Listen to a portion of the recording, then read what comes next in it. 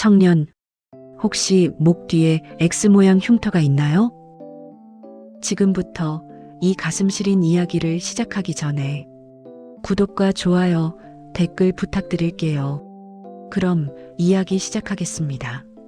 텔레비전 화면 속에서 번쩍이는 조명을 받으며 당당하게 걷고 있는 저 청년을 본 순간 제 손에 들려있던 컵이 쨍그랑하고 바닥으로 떨어졌습니다.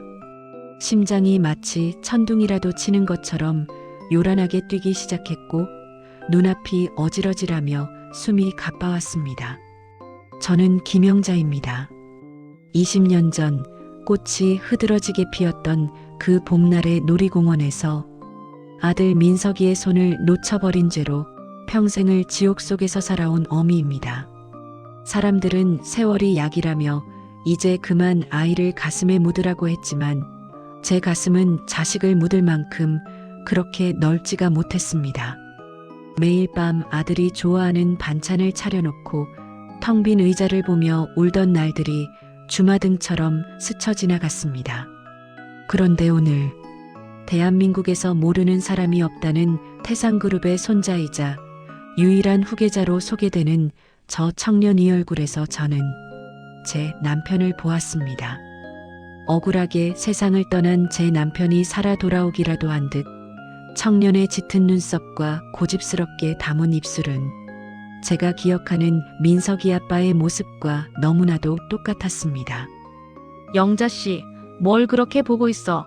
어서 가서 본부장님 방 청소나 마무리해. 뒤에서 들려오는 가사도우미 팀장의 목소리에 저는 화들짝 놀라며 정신을 차렸습니다. 저는 며칠 전부터 이 으리으리한 저택에 가사도우미로 들어왔습니다. 아들을 찾겠다고 전국을 떠돌다 가진 돈을 다 써버리고 이제는 몸 하나 누일 곳 없어 시작한 일이었지요. 그런데 제가 일하게 된 이 집이 바로 태상그룹의 저택일 줄이야. 이건 우연이 아니라 하늘이 주신 기회라는 생각이 들었습니다. 민석아, 내가 정말 이 집에 있었던 거니? 20년 동안 내가 그토록 울부짖으며 찾아다녔는데 너는 이 높은 담벼락 안에서 나를 잊고 살았던 거니? 가슴이 찢어지는 것 같았지만 저는 고개를 숙여야 했습니다. 지금 당장 뛰어나가 그 아이를 붙잡고 내 아들이라고 외치고 싶었지만 그랬다가는 미친 사람 취급을 받으며 쫓겨날 것이 분명했으니까요. 저는 마음을 굳게 먹고 본부장이라는 그 청년의 방으로 향했습니다. 사방이 금과 대리석으로 치장된 그 화려한 방에서 저는 단 하나의 흔적을 찾기 위해 필사적으로 움직였습니다. 바로 민석이의 목 뒤에 선명하게 새겨져 있던 X모양의 연분홍색 흉터였습니다. 5살 무렵 식탁 위에 있던 뜨거운 국을 엎지르려던 것을 제가 막으려다 생긴 그 상처였습니다. 아이의 여린 살에 남은 그 흉터를 볼 때마다 저는 제 탓인 것만 같아 밤마다 약을 바르며 미안하다고 빌었습니다. 만약 그 아이에게 그 상처가 남아있다면 그것은 누가 뭐래도 제 아들이라는 명백한 증거가 될 것입니다. 저는 떨리는 손으로 청년이 갈아입고 나간 셔츠를 집어들었습니다. 셔츠 깃에 묻은 머리카락 하나도 놓치지 않겠다는 심정으로 저는 숨을 죽였습니다. 그때였습니다. 문이 열리고 화려한 옷차림의 한수진 사모가 방으로 들어왔습니다. 그녀는 저를 매서운 눈으로 쏘아보며 차갑게 물었습니다. 아줌마, 거기서 뭐해요? 왜 남의 아들 옷을 그렇게 만지고 있죠? 저는 당황하여 고개를 깊숙이 숙였습니다. 죄송합니다, 사모님. 빨랫감을 정리하다가 그만. 제 목소리가 파르르 떨리고 있었습니다. 그녀는 제 곁을 지나가며 비웃듯 한마디를 던졌습니다. 더러운 손으로 함부로 만지지 마요. 당신 같은 사람하고는 근본부터 다른 아이니까. 그녀의 그 한마디가 제 가슴에 비수처럼 꽂혔습니다. 근본이라니요. 제 아이를 유괴해 가서 저렇게 당당하게 엄마 노릇을 하고 있는 여자가 할 소리는 아니었습니다. 저는 확신했습니다. 저 여자의 눈빛에서 순간적으로 불안감을 보았거든요. 그녀는 제 정체를 모르겠지만 저는 이제 압니다. 이 화려한 집구석 어딘가에 내 아들의 인생을 송두리째 훔친 추악한 비밀이 숨겨져 있다는 것을요. 이제 저는 물러서지 않을 것입니다. 어미의 목숨을 걸고서라도 제 아들 민석이를 저 악마의 소나기에서 반드시 데려올 것입니다. 이 거대한 성벽 같은 저택에 가사도우미로 들어온 지도 어느덧 일주일이 지났습니다. 겉으로는 바닥을 닦고 먼지를 터는 평범한 일꾼이었지만 저의 모든 신경은 오직 한 사람, 내 아들 민석이에게 향해 있었지요. 드디어 기회가 왔습니다. 팀장님이 저에게 본부장님 방에 차를 내어가라는 심부름을 시킨 것이지요. 음반반에 찻잔을 받쳐든 제 손이 얼마나 떨리던지 찻잔이 달그락거리는 소리가 온 복도에 울려 퍼지는 것만 같아 숨을 죽였습니다. 방 안으로 들어서자 시원한 나무 향과 함께 민석이의 낮은 목소리가 들려왔습니다. 서류를 보느라 고개도 들지 않은 채 민석이가 짧게 고맙다고 말했습니다. 저는 찻잔을 내려놓으며 기회를 엿보았습니다. 그가 잠시 목을 뒤로 젖히며 기지개를 켜는 순간 하얀 셔츠긴 너머로 제가 그토록 찾아 헤맸던 X모양의 연분홍색 흉터가 선명하게 드러났습니다. 세상에, 정말 내 아들이 맞았습니다. 5살 민석이가 뜨거운 국그릇을 엎질렀을 때 제가 직접 약을 발라주며 미안하다고 울었던 그 상처가 거기 그대로 있었습니다. 저는 터져나오려는 오열을 삼키며 민석이가 잠깐 자리를 비운 사이에 그가 사용했던 칫솔 하나를 조심스럽게 챙겼습니다. 이것만 있으면 됩니다. 이것만 있으면 누가 뭐라 해도 이 아이가 제 핏줄이라는 것을 증명할 수 있습니다. 저택을 빠져나와 유전자 검사소로 향하는 길에서 저는 쏟아지는 눈물을 멈출 수 없었습니다. 민석아, 엄마가 너무 늦게 와서 미안해. 그동안 그 차가운 성벽 같은 집에서 얼마나 외롭게 지냈니? 사흘 뒤 떨리는 손으로 확인한 결과지에는 친자관계 성립이라는 글자가 선명하게 박혀 있었습니다. 저는 그 종이를 가슴에 품고 길거리 한복판에서 엉엉 울었습니다. 하지만 기쁨도 잠시였습니다. 왜 하필 이 재벌가에서 민석이가 그들의 손주로 살고 있는지 그 배후에 숨겨진 추악한 진실을 파헤쳐야 했습니다. 저는 다시 그 저택으로 발걸음을 옮겼습니다. 아들을 단순히 찾는 것을 넘어 그 아이의 빼앗긴 인생을 되찾아주기 위해 저는 더욱 단단해져야만 했습니다.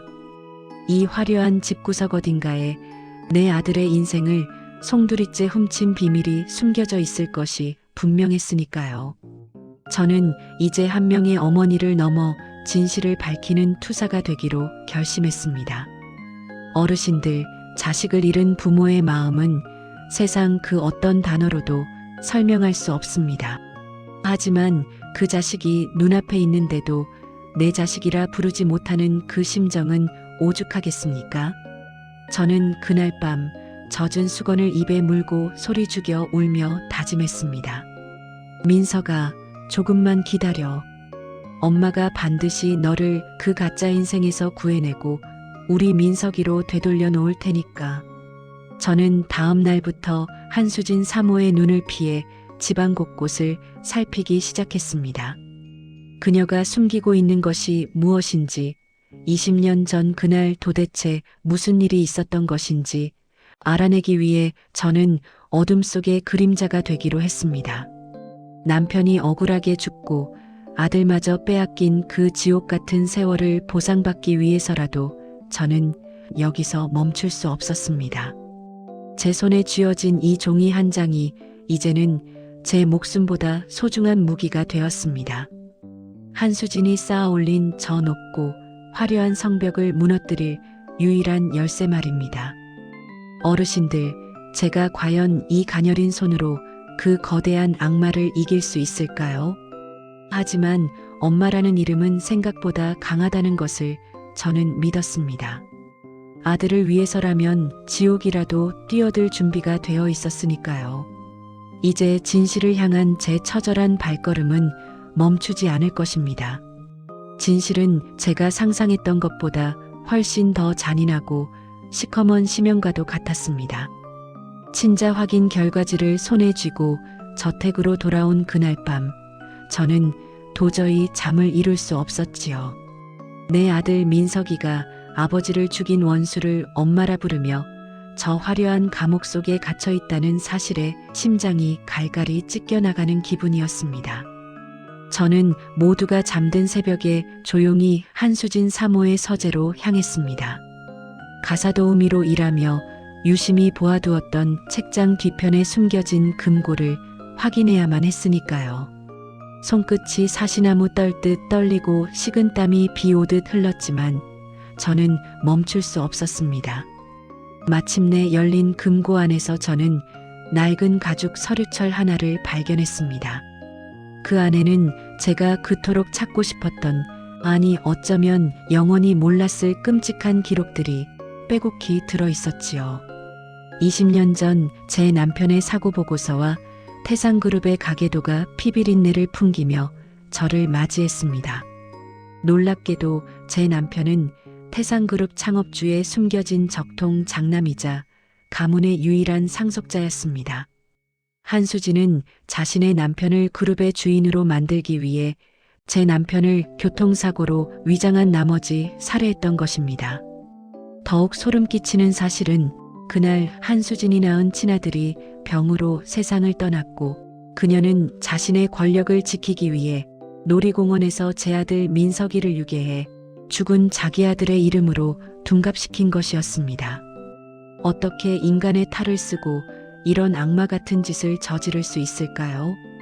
내 아들이 자기 부모를 파멸시킨 여자의 손에서 복수의 도구로 자라왔다니.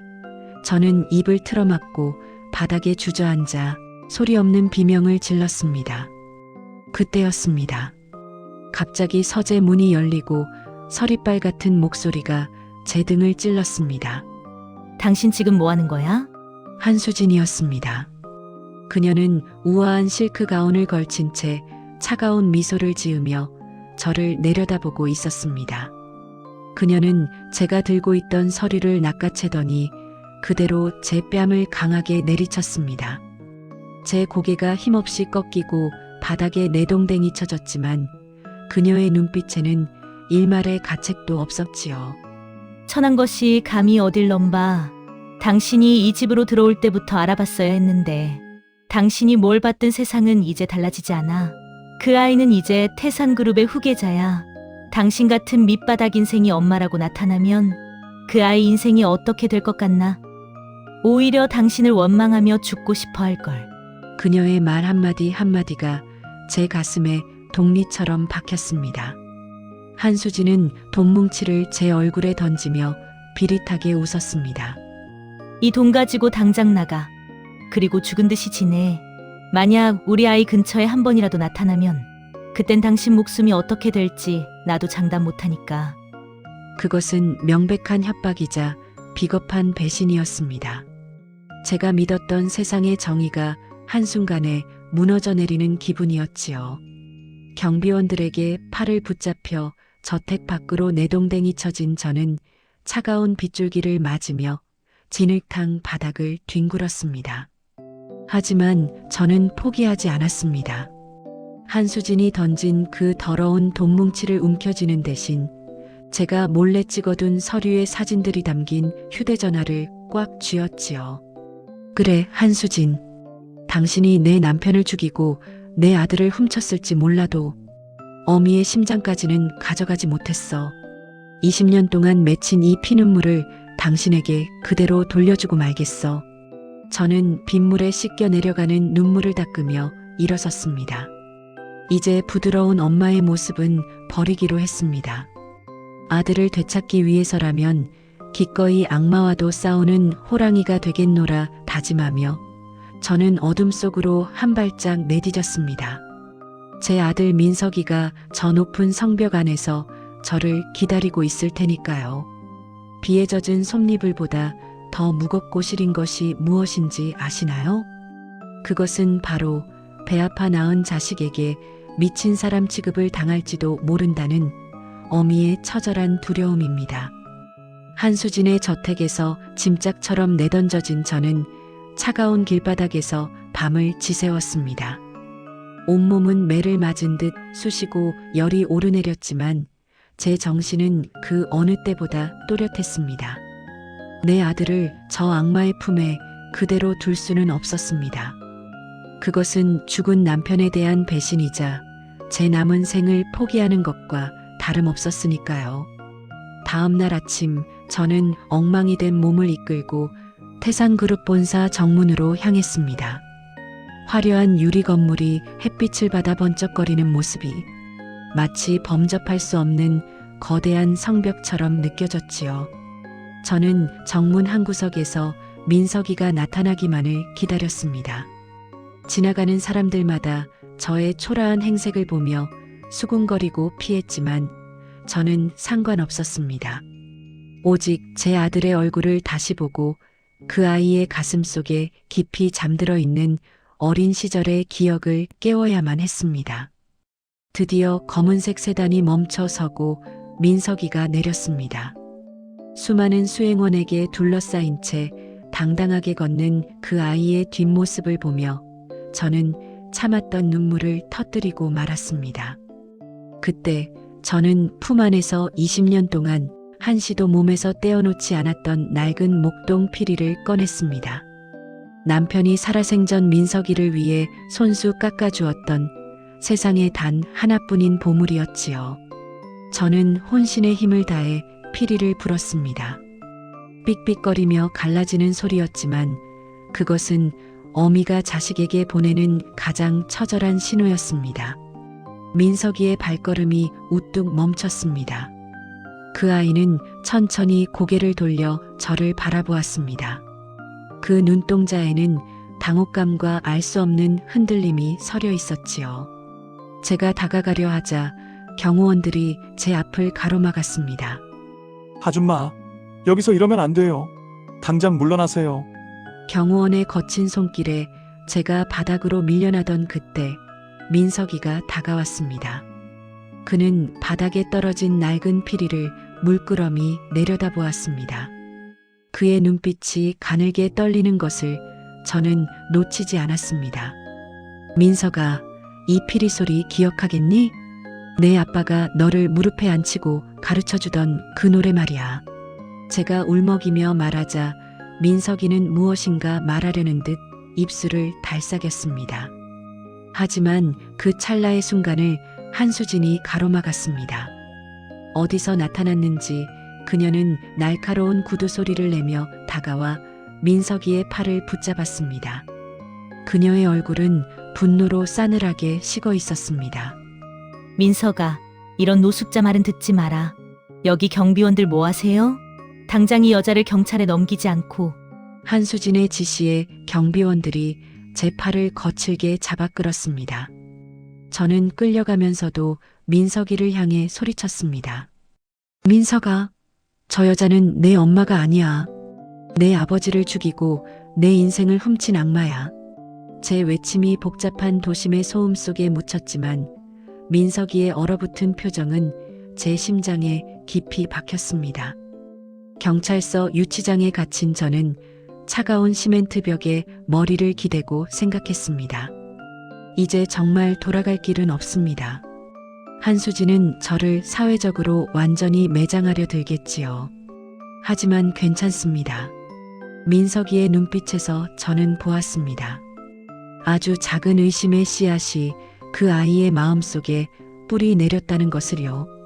비록 지금은 거대한 권력 앞에 무너진 것처럼 보일지라도 진실이라는 빛은 결국 어둠을 뚫고 솟아오르기 마련입니다.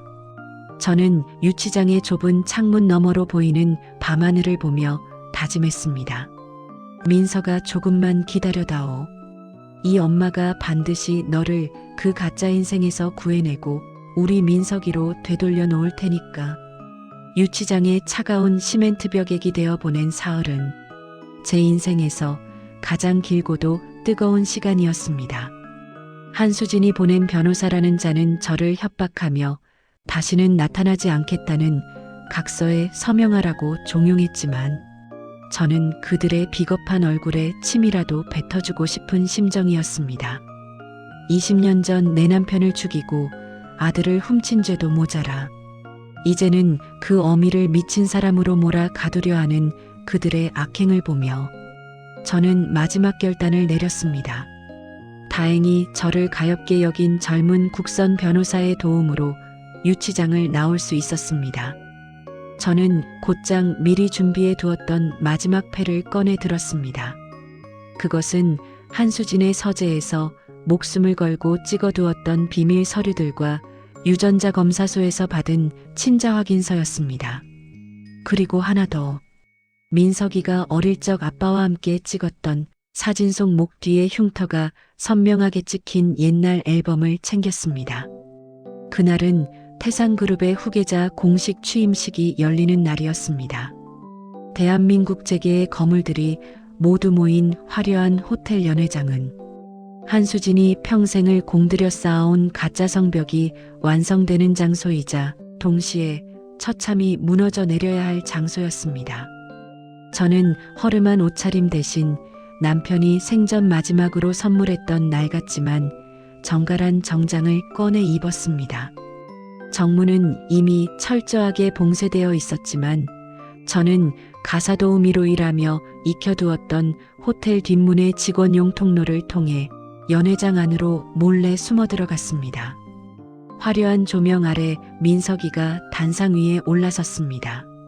그 아이의 얼굴은 예전보다 더 굳어 있었고 곁에서 승리자의 미소를 짓고 있는 한수진의 모습은 그 어느 때보다 가증스러웠습니다. 취임사가 시작되려는 찰나 저는 연회장 중앙 제어실로 향했습니다. 미리 포섭해둔 직원의 도움으로 대형 화면에 제가 준비한 자료들을 하나씩 띄우기 시작했습니다. 순간 연회장은 찬물을 끼얹은 듯 조용해졌습니다. 거대한 화면 가득 한수진이 태우려 했던 제 남편의 사고 보고서와 민석이의 유전자 검사 결과지가 나타났습니다. 사람들의 경악 섞인 웅성거림이 파도처럼 밀려왔고 한수진의 얼굴은 순식간에 흙빛으로 변했습니다. 저는 그 침묵을 뚫고 단상 위로 당당히 걸어나갔습니다. 한수진 씨, 당신이 죽인 내 남편과 당신이 훔친 내 아들 민석이 앞에서 오늘 그 죗값을 모두 받으세요. 제 외침이 마이크를 타고 연회장 전체에 쩌렁쩌렁하게 울려 퍼졌습니다. 한수진은 경비원들을 부르려 비명을 질렀지만 이미 상황은 걷잡을 수 없게 되었습니다. 민석이는 화면에 떠 있는 친자 확인서와 자신의 어린 시절 사진을 번갈아 보며 충격에 휩싸인 채 저를 바라보았습니다. 그 아이의 눈에서 흐르는 뜨거운 눈물을 보며 저는 직감했습니다. 20년의 긴 악몽이 비로소 끝나가고 있다는 것을요. 저는 품 안에서 그 낡은 목동 피리를 꺼내 민석이에게 건넸습니다. 경찰들이 들이닥쳐 한수진의 팔에 차가운 수갑을 채우는 그 순간에도 저는 오직 민석이의 눈만을 바라보았습니다. 민석아, 이제 엄마가 너를 지켜줄게. 다시는 누구도 내 이름을 훔치지 못하게 하마. 그것은 어미로서 세상에 던지는 마지막 선언이자 악마를 향한 가장 통쾌한 복수의 완성이었습니다. 저는 20년 만에 처음으로 가슴속이 뻥 뚫리는 듯한 해방감을 느꼈습니다. 폭풍 같았던 취임식장의 소동이 지나고 어느덧 계절이 바뀌어 창밖에는 포근한 봄볕이 내리쬐고 있습니다. 한수진은 유괴와 살인교사 혐의로 구속되어 법의 엄중한 심판을 기다리고 있고 태산그룹은 남편의 정당한 핏줄인 민석이의 자리를 공식적으로 인정하기 위한 절차를 밟고 있습니다. 하지만 우리에게 그런 화려한 수식어나 막대한 재산은 더 이상 중요하지 않았습니다. 20년이라는 긴 세월 동안 우리가 잃어버렸던 것은 돈으로 환산할 수 없는 서로의 온기였으니까요. 저는 조용한 시골 마을에 작은 집을 하나 마련했습니다. 민석이는 그룹의 복잡한 일들을 정리하며 매 주말마다 이곳을 찾아와 저와 함께 시간을 보냅니다. 처음에는 저를 어머니라 부르는 것을 몹시 어색해하던 민석이도 이제는 대문을 열고 들어오며 어머니 저 왔어요 라고 나지막이 인사를 건넵니다. 그 목소리를 들을 때마다 저는 20년 동안 멈춰있던 제 심장이 다시 힘차게 뛰는 것을 느낍니다. 억울하게 세상을 떠난 남편이 하늘에서 이 모습을 보며 얼마나 기뻐할지 생각하면 가슴 한구석이 뭉클해집니다. 우리는 툇마루에 나란히 앉아 남편의 낡은 사진첩을 한 장씩 넘겨보곤 합니다. 민석이는 아빠를 꼭 빼닮은 자신의 얼굴을 어루만지며 잃어버렸던 자신의 진짜 이름을 조금씩 되찾아가고 있습니다. 가끔은 제가 직접 보글보글 끓인 된장찌개를 마주하고 앉아 소소한 일상의 이야기를 나눕니다. 거창한 진수성찬은 아니어도 서로의 눈을 맞추며 나누는 식사 한 끼가 세상 그 무엇보다 귀하고 달콤하다는 것을 우리는 이제야 온몸으로 느끼고 있습니다. 민석이가 언젠가 제 손을 꼭 잡으며 물었습니다. 어머니 혼자 그 모진 세월을 도대체 어떻게 견뎌냈느냐고 말이지요. 저는 그저 웃으며 아들의 뺨을 쓰다듬어 주었습니다. 자식을 잃은 어미에게 포기라는 단어는 애초에 존재하지 않는단다. 내가 이 세상 어디선가 살아만 있다면 지구 끝까지라도 찾아갈 생각이었으니까. 제 말에 민석이는 제 어깨에 가만히 머리를 기댔습니다. 20년 전 5살 꼬마 민석이가 제 품에서 새근새근 잠들 때처럼 말입니다. 이제 저는 더 이상 밤마다 아들의 이름을 부르며 눈물로 베갯잎을 적시지 않습니다. 아침에 눈을 뜨면 나를 찾아올 아들이 있다는 사실만으로도 세상은 충분히 눈부시고 아름답습니다. 남편이 잠든 산소에 찾아가 이제는 걱정 말고 편히 쉬라고 우리 민석이 잘 찾아서 제 곁에 두었으니 하늘에서 꼭 지켜봐 달라고 웃으며 인사할 수 있게 되었습니다. 슬픔의 자리에 이제는 평온한 기쁨이 싹트기 시작한 것이지요. 20년이라는 기나긴 세월은 우리 모자에게 지울 수 없는 깊은 흉터를 남겼지만 그 흉터는 이제 아픔이 아니라 우리가 다시 만났음을 증명하는 훈장이 되었습니다. 어둠을 뚫고 나온 우리에게 남은 것은 오직 서로를 향한 깊은 신뢰와 사랑뿐입니다. 비록 많은 것을 잃고 돌아온 길이었지만 우리는 이제야 비로소 진정한 평온을 맞이했습니다. 사랑하는 내 아들아, 이제는 아픈 과거 다 잊고 우리 같이 행복한 꿈만 꾸며 살아가자꾸나. 여기까지 들어주셔서 정말 감사합니다. 이 스토리를 듣고 조금이라도 용기를 얻으신 분이 계시다면 기쁘겠습니다. 구독과 좋아요는 사랑의 또 다른 표현입니다. 그럼 다음 이야기에서 다시 뵙겠습니다.